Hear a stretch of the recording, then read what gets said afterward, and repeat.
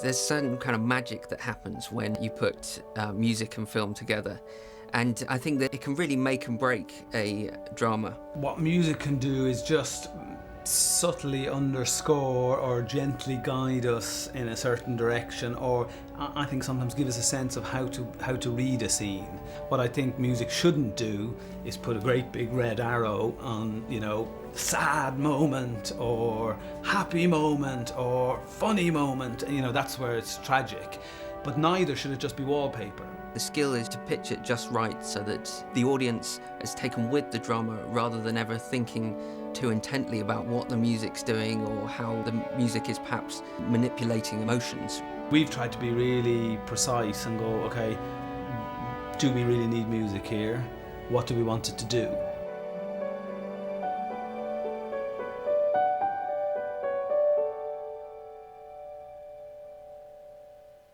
I've been writing a whole bunch of sketches and ideas, putting them in sampled form so that it gives Jim and George a chance to hear what the recordings may eventually sound like.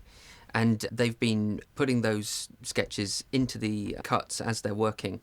And we basically started a dialogue of what they think is working and a whole style for the series. Since we started, we've spoken a lot about what we don't like about certain period adaptations and what we do like. And one of the things I felt about Sam's stuff is it didn't sound like, period classical. It felt very fresh and contemporary, and I guess that's what we're trying to do with this Emma, is make it have one foot in the period and one foot in today, and that's what Sam's music felt like. It had a foot in either camp. We've certainly talked a lot about how we want to make the music very fresh for this and do something that you don't normally hear on this kind of period drama. Our conversations so far have been how we can push the music into a slightly new arena but without alienating the audience. It's about saying, this is Emma, this is how I see it as a piece. I think it's colourful, it's vibrant, it's energetic, it's witty, it's funny, and Emma is all of those things herself. And so it's about saying to Sam, can we find a way for the music to enhance that, to also be colourful, vibrant, energetic, witty. There you have your buzzwords.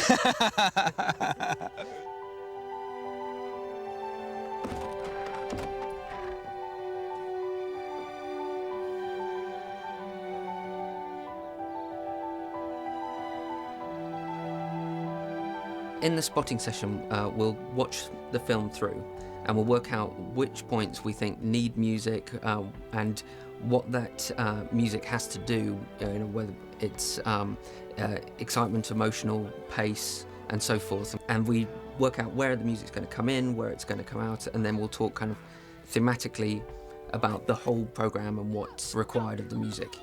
We talked about the first bit, which is your own. And we will end that just before she thinks, how am I going to tell Harriet to punctuate that moment? I could take the beginning of the new cut, just the new cue, just to pick up from the last few frames of this shot. Yeah. So you still have that kind of moment's pause, but then he'll ride the transition. That could work really nicely, but it could also, there's a deliberate separation there of a new day and a new mood, and allowing the picture that we've got, which is very optimistic, to take us into a new energy. So whatever way we do it, I think it's important it doesn't feel like two cues, and it feels like a cue that ends and then that we come into a new day, but leaving room for getting to Emma being thoughtful and morose and mournful at the window. I think that you'll just have that feeling that rocks over the cut, and then you'll see the picture before the theme actually starts. Well, we can, let's have a look, let's try it.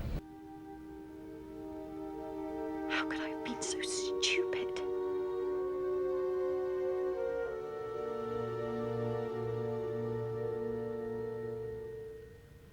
How am I going to tell Harriet?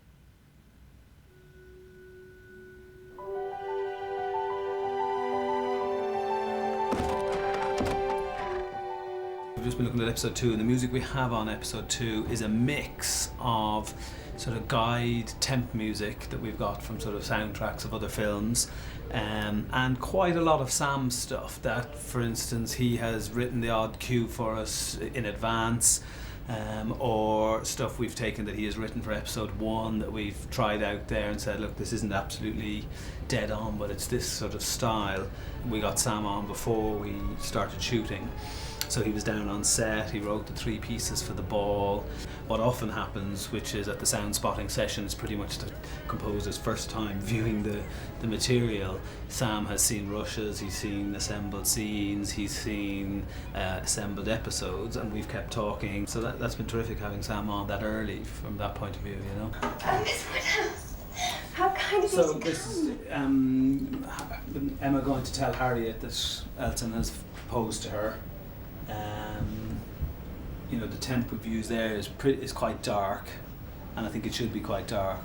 I've got very specific second by second or frame by frame Ins and outs. notes about, you know, what we want the music to do, how it can help, how it can turn. What Sam is doing so far has been to really capture and enhance and express in music those, you know, truthful, messy, slightly difficult emotions and complex emotions, rather than sort of going, I know it looks bad, but everything's going to be okay, and a little sprinkle of fairy dust, which is, you know, I think the wrong way to go. When I leave the spotting session, I'll probably go back, sit at the piano, make a few sketches, just jot down a few ideas, and then hopefully build up a sense of what areas will need, try and create a sense of the overall music for the entire episode. From there, I'll go to my studio and start writing for specific scenes as we go.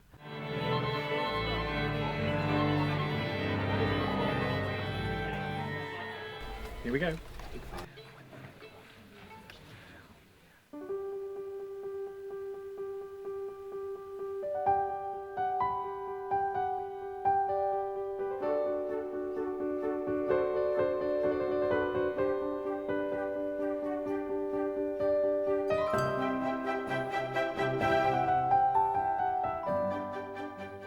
Emma's theme is melody-led.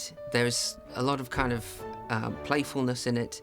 There is a slight kind of feeling of melancholy, but what's most important for me is that as a melody, I can manipulate it and bend it into whatever situation Emma's in. When Jim and I decide that there is a specific moment where we think this is a main theme moment or Emma's theme moment, then I can play it and manipulate it in several ways. Here in London, we're very fortunate to have some of the best musicians in the world, and it's really quite breathtaking how they're presented with music that they've never seen before, they've never had a chance to rehearse, and they often just play it straight off first time. When you hear it and you can react to it, we'd go through a very kind of subtle performance of trying to work out how to get each note and each phrase working as hard as it can for the picture. And that can be anything to do with volumes or expressions. Obviously we've got to work out how the music ebbs and flows behind the dialogue and that kind of thing. Could we have bar 3 in the violins, pianissimo, more of a crescendo up to the MP on the downbeat of 4. Then the harp in bar 13 can shine out a little bit more. We're sort of over-egging the pudding with what we've got here a little bit. So if we can change from bar 9, please, to basically piano and just a little crescendo, but make a very crisp finish halfway through 10, please.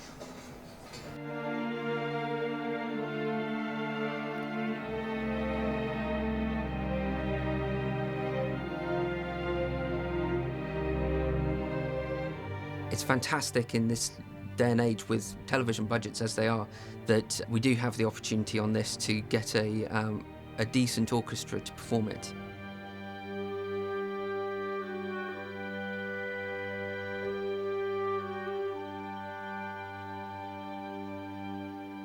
Really nice, dynamically, love it. We're covered for that one. Now on to 1M16.